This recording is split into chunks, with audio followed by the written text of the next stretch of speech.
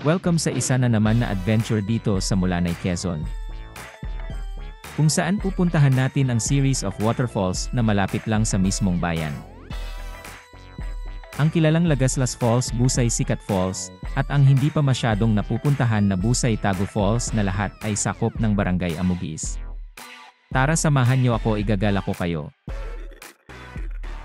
Mula sa bayan ng Mulanay pwede magrenta ng tricycle o habal-habal, abutin lamang ng 10 hanggang 15 minuto na biyahe.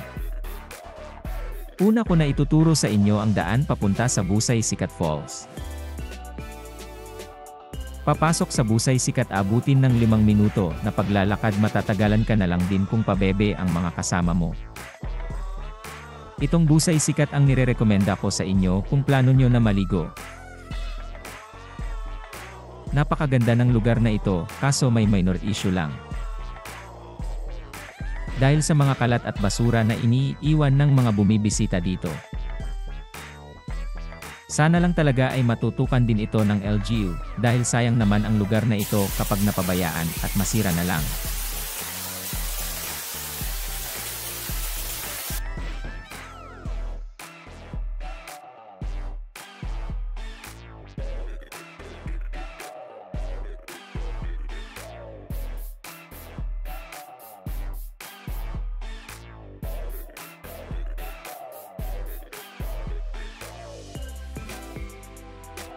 Sunod naman ay ang Busay Tago na nasa ibabaw lang halos ng Busay Sikat, pero hindi ko irerekomenda na sundaan nyo ang agos ng ilog dahil delikado at madulas. Meron naman daan sa itaas, maglalakad ka nga lang ng mga 5 minuto, mabilis lang din basta hindi pa bebe ang kasama mo.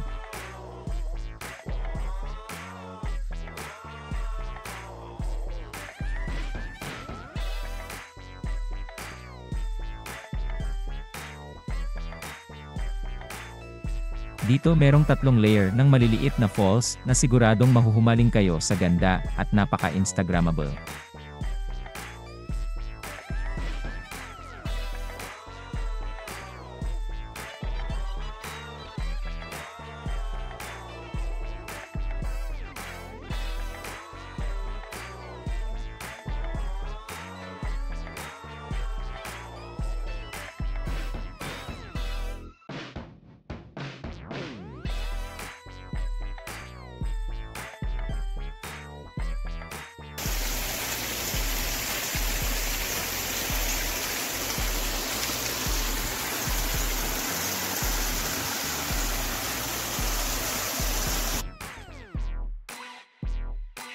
Ang huli ay ang Lagaslas Falls, at ito ang pinakamalapit na lakarin. Isang kembot mo lang andun ka na agad sa falls mula sa kalsada. Napakalupit din ng view dito, siguradong mai-enjoy nyo.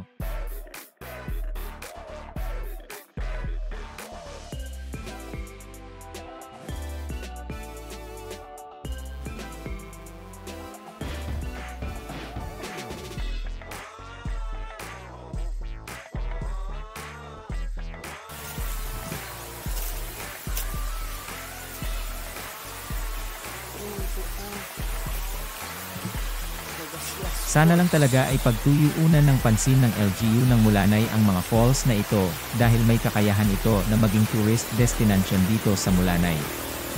At sana sa lahat ng mga bumibisita dito ay wag na sana tayo mag-iwan ng mga kalat, at kung ano man ang dala natin papunta dito ay bit-bit din sana natin sa ating pag-uwi.